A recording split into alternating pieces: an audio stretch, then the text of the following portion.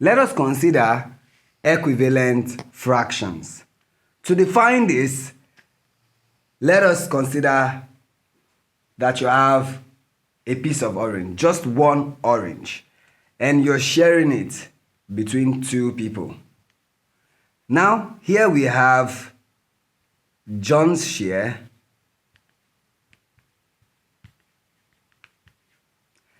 and then Evelyn's share.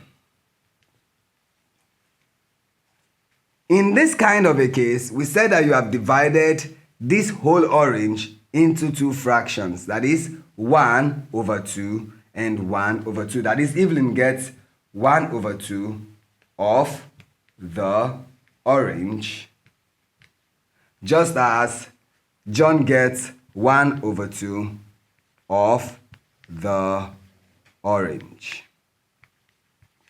In this case, we say that they have equal share, half and half. Now, what if they divided their share into 3 equal parts?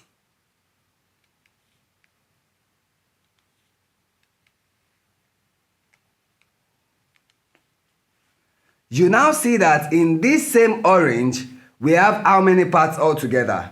1, 2, 3, 4, 5, 6.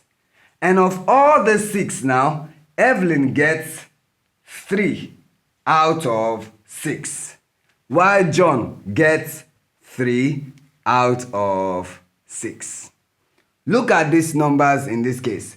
We are considering 1/2 and then 3/6. They both define the same share of this orange. The same orange has been divided between just two people equally, even though we have represented them with different fractions. Likewise, you could have several other fractions that have different numbers in them, but they still have the same value. So when you come across such kind of a fraction, where even though they have different numbers, they still represent the same fraction of an object, or they have the same value, such kind of fractions are called equivalent fractions. Now let's define. Equivalent fractions are two different fractions that have the same value,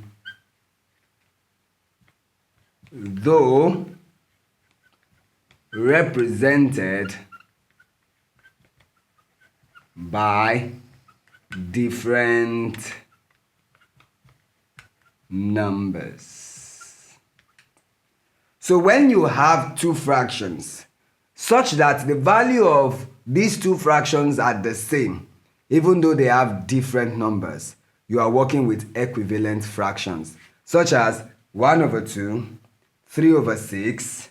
You could also have 2/4 as an equivalent fraction of 1/2 or an equivalent fraction of 3/6. Thank you.